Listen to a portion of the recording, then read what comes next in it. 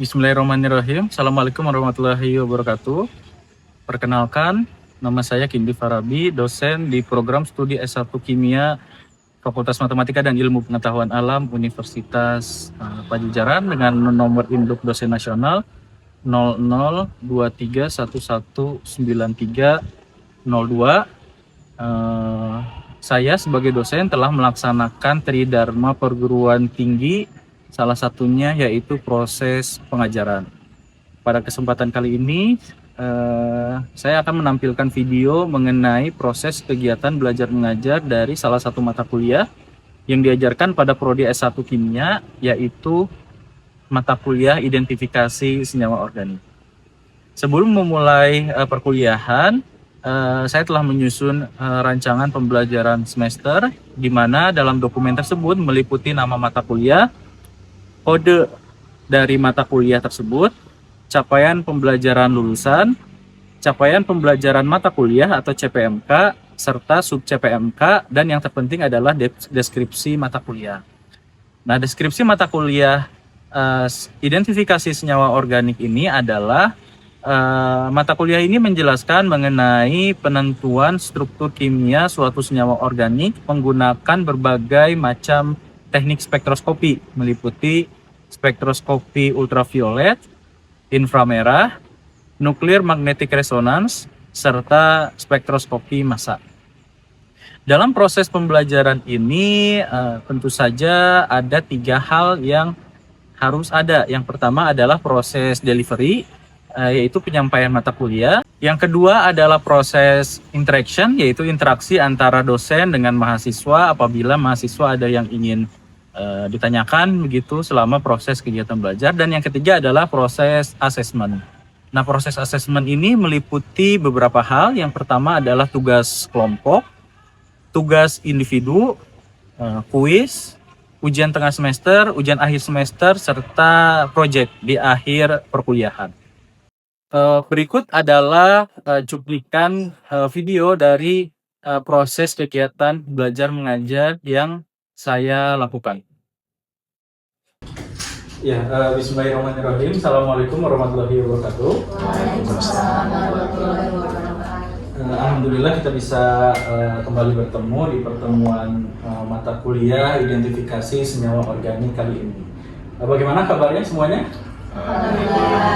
Alhamdulillah baik ya. Mungkin sedikit saya review dulu pertemuan minggu lalu supaya semua mahasiswa bisa fresh dan mengikuti perkuliahan ini ya. Nah, jadi minggu lalu kita telah membahas mengenai sejarah NMR ya, bagaimana gejala NMR itu pertama kali ditemukan dan aplikasinya itu seperti apa ya. Nah, di pertemuan kali ini kita akan masuk ke spektroskopi 1H NMR atau proton NMR ya. Oke, kita mulai saja. Jadi nah, ada 2 subbab yang akan kita bahas di pertemuan kali ini, yaitu menghitung proton atau counting the protons ya. Di sini ada deskripsi singkatnya, yaitu bagaimana proton NMR itu digunakan ya untuk menghitung proton begitu. Karena kan fungsi dari proton NMR apa saja fungsinya? Setelah kita bahas Menentukan struktur. Ya, untuk menentukan struktur ya. Lingkungan dari proton tersebut serta jumlahnya. Nanti jumlahnya akan kita bahas ya. Nah, proton senyawa organik ini kan kebanyakan terdiri dari karbon dan hidrogen kan? Nah, di sini kita akan bahas 2 hal tersebut, yaitu proton NMR dan karbon NMR. Nah, jadi nanti manfaat dari kuliah ini diharapkan mahasiswa mampu menjelaskan konsep pengukuran dari proton NMR ya dalam menentukan struktur kimia dari senyawa organik. Oke. Nah, sekarang kita coba menghitung proton dulu sebelum kita tahu mengetahui bagaimana lingkungan proton tersebut ya. Nah, ini senyawanya apa namanya nih? Ayo, pelajaran sebelumnya ya, apa ini? Butana ya. Oke. Nah, dalam spektrum butana ini ada 2 sinyal nanti munculnya ya. Walaupun karbonnya ada 4 ya. Ada karbon 1, 2, 3, 4. Nah, tapi yang muncul nanti hanya 2 di spektrum proton NMR-nya ya, yaitu yang CH3 yang di sini ya dan CH2. Oke. Nah, melihat dari strukturnya, kira-kira ada yang mau menjelaskan tidak kenapa ini hanya ada 2 yang muncul? Karena lingkungannya sama. Karena lingkungan kimianya yang sama ya, atau bisa kita katakan dia simetris.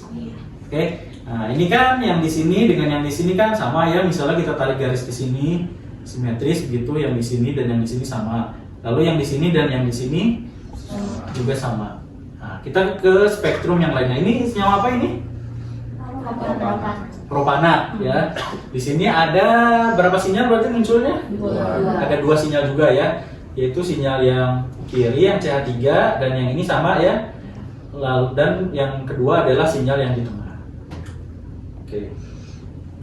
Nah, selanjutnya tadi temannya sudah jelaskan ya, berarti lingkungannya yang sama. Nah, lingkungannya itu bisa kita jelaskan melalui proton yang sifatnya ekivalen dan non ekivalen. Nah, mungkin bahasa kimianya tadi lingkungan yang sama itu berarti dia ekivalen artinya.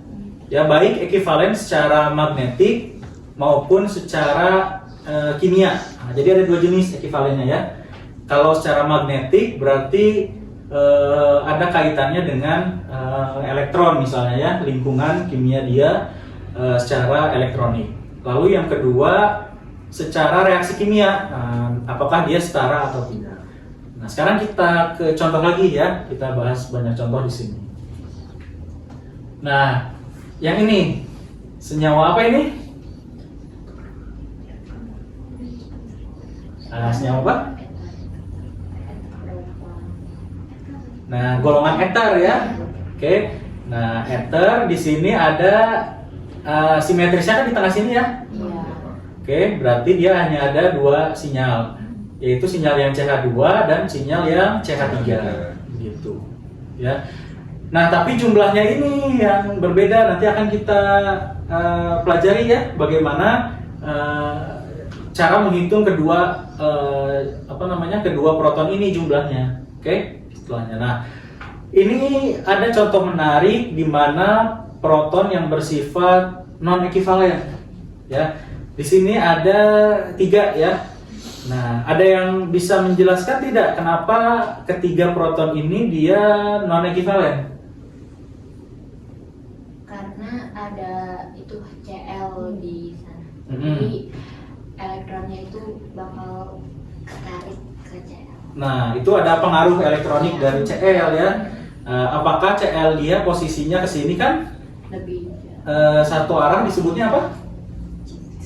Cis ya. Nah, yang ini kan geminal ya.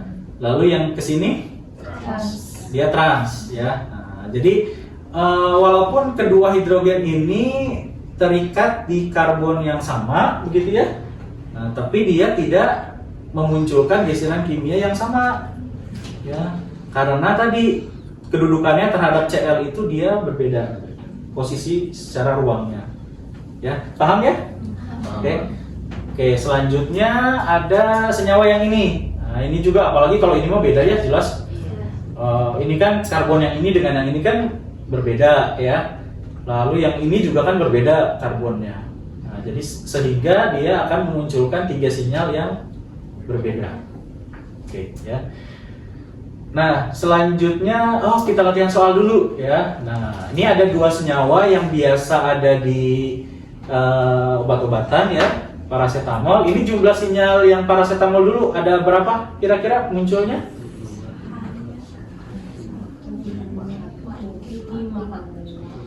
Berapa? 5. Nah, 5 betul ya. Jawabannya betul 5. Yaitu yang pertama yang di sini ya, ada proton. Lalu yang kedua NH. Nah, yang ketiga ini dan ini kan sama ya? Iya. Nah, setara secara kimia, ekivalen secara kimia. Yang ini juga sama. H yang di sini dengan H yang di sini. Lalu yang terakhir adalah OH. Nah, sekarang kita coba yang kurkumin. Nah, ada berapa di sini? 1, 2, 3, 4, 5, 6, 7, 8, 9, 10, Ada berapa?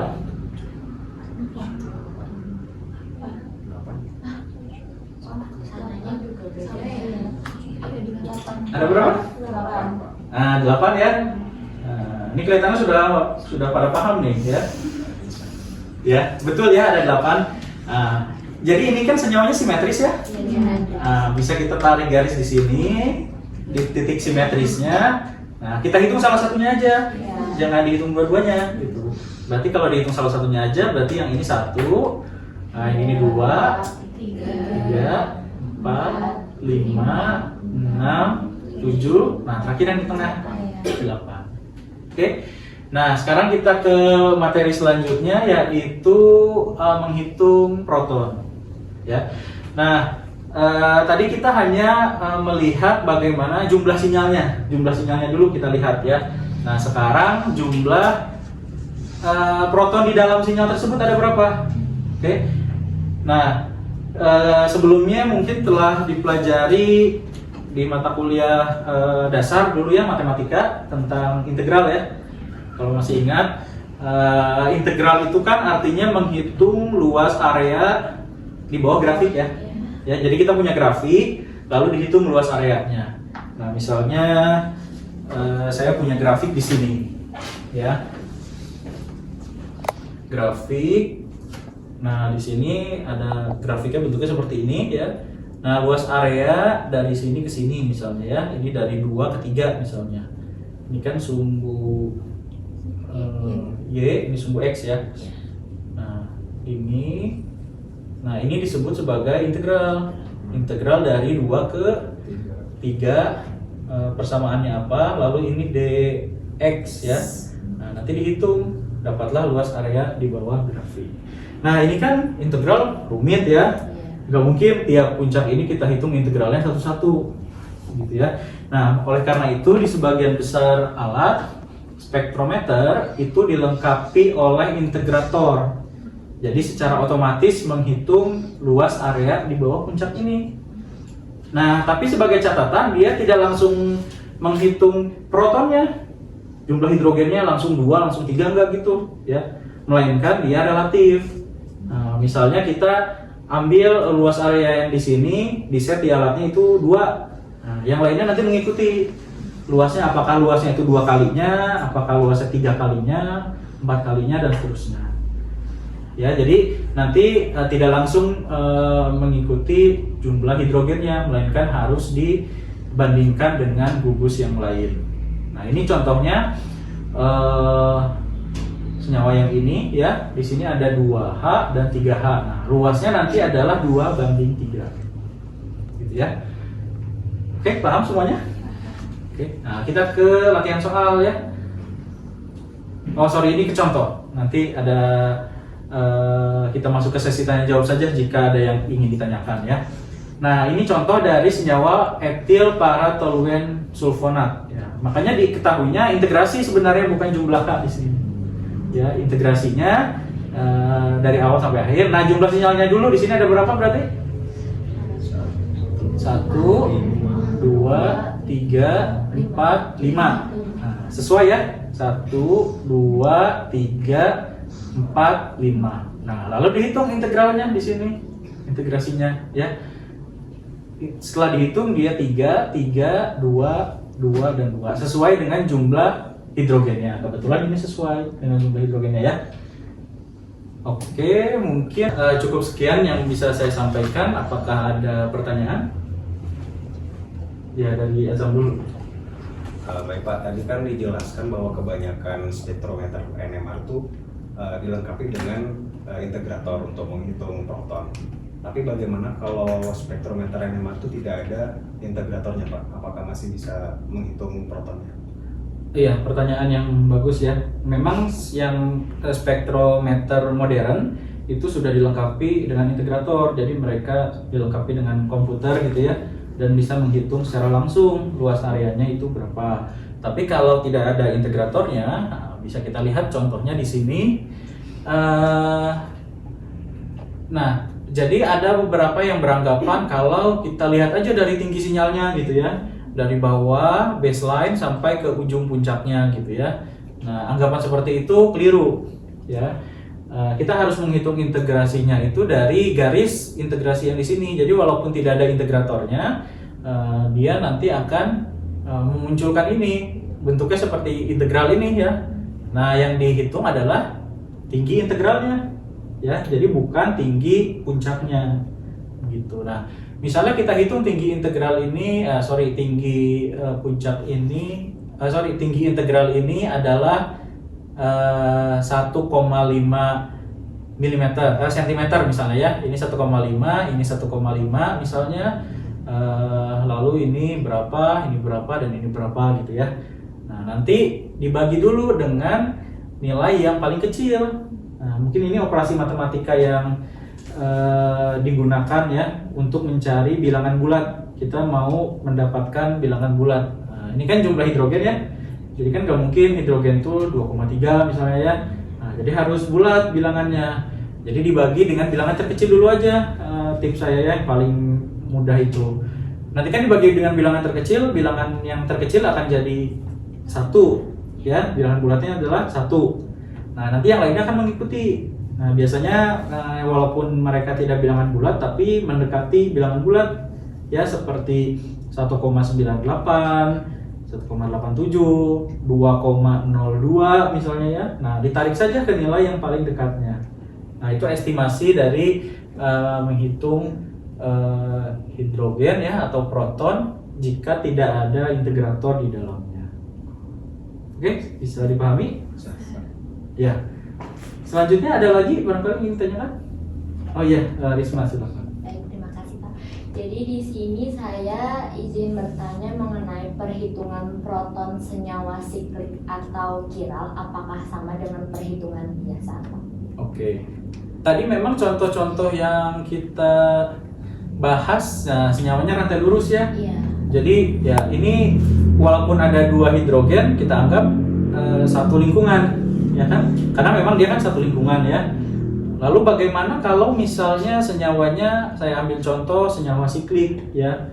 Nah, misalnya bisa saya gambarkan pada senyawa-senyawa gula ya, polisakarida itu kan banyak sikliknya. Contohnya, contoh sederhananya jika kita punya senyawa siklopropana, sikloheksana ya.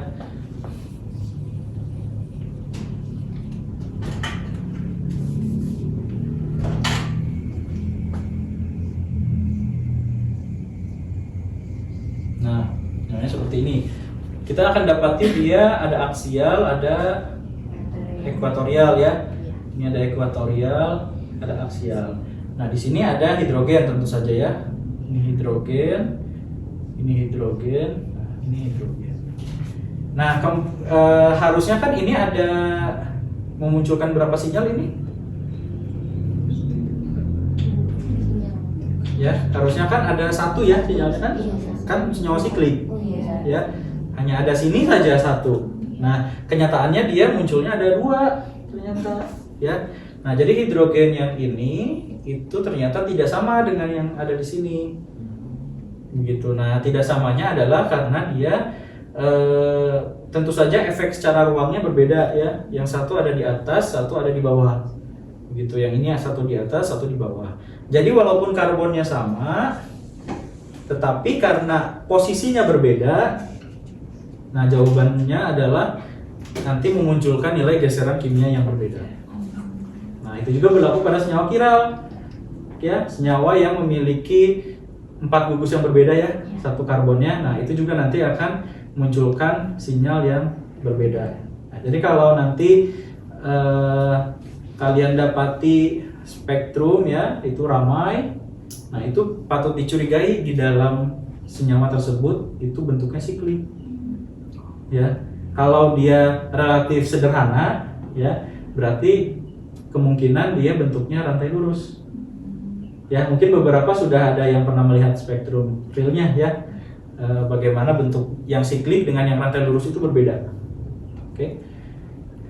Ya, pertanyaannya bagus ya. Ada lagi? Ya, yang di belakang Tiara, silakan. Terima kasih Pak. Izin bertanya, tadi kan Bapak sempat mention beberapa kali tentang pergeseran kimia ya. Dan itu faktor yang ini tuh beda-beda gitu. Masih agak bingung sih Pak, kayak faktor apa aja yang mempengaruhi pergeseran kimia tersebut. Oh iya. Bisa dijelaskan kembali. Iya.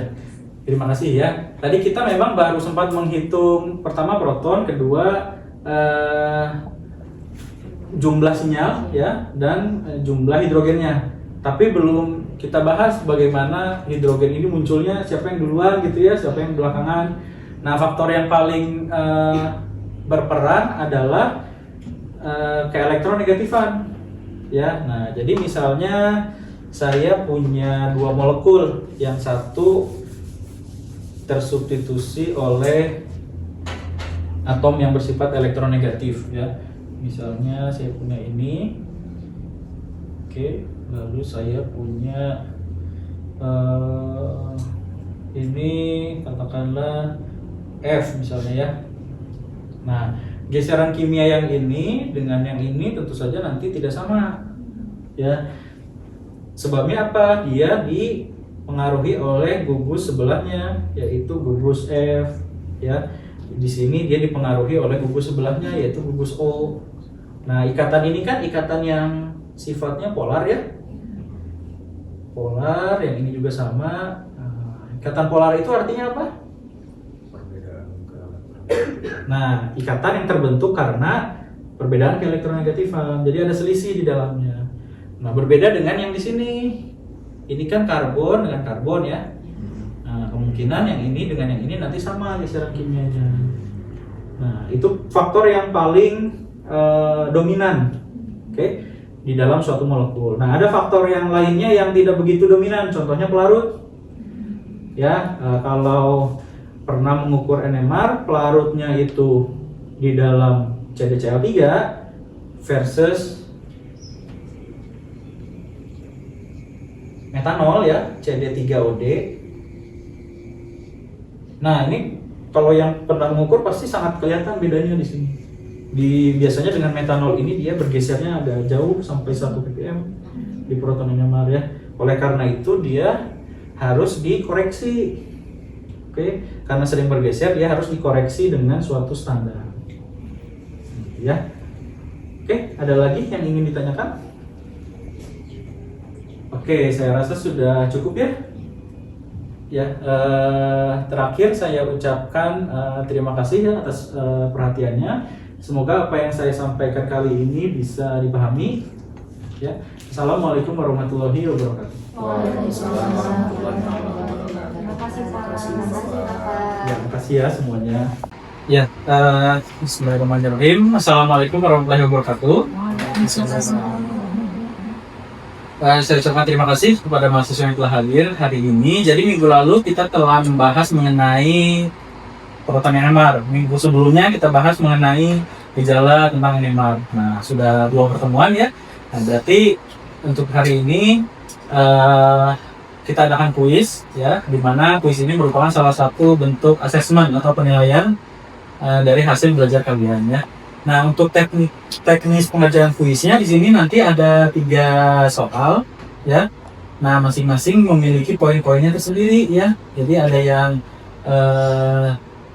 ada yang poinnya itu 60, 20 dan 20 ya, berarti 100. Nah, itu nanti tergantung tingkat kesulitannya masing-masing.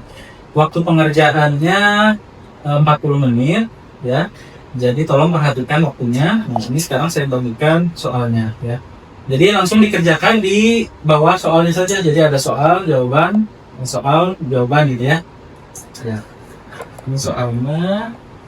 Jangan lupa diberi nama NPM dan kelasnya ya, supaya tidak tertukar nanti dengan jawaban kamu.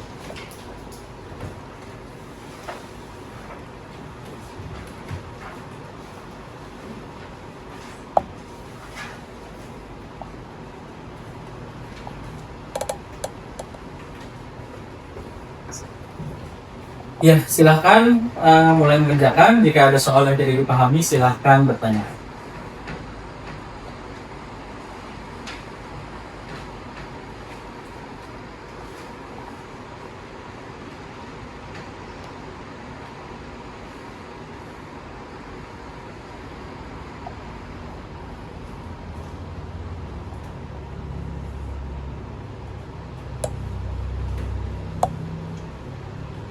Ini pengerjaannya individu ya, jadi dikerjakan sebaik mungkin pengerjaannya semestinya.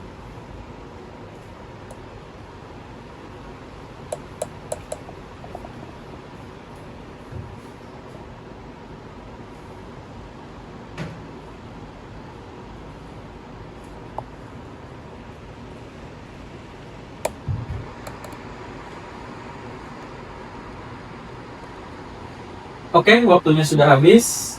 Silakan ditentukan. Atau saya ambil jawabannya saja. Ya, kalau sudah. Ya, sudah selesai ya pengerjaannya. Bagaimana? Bisa? Insyaallah. Saya. Ya, semoga hasilnya bagus ya.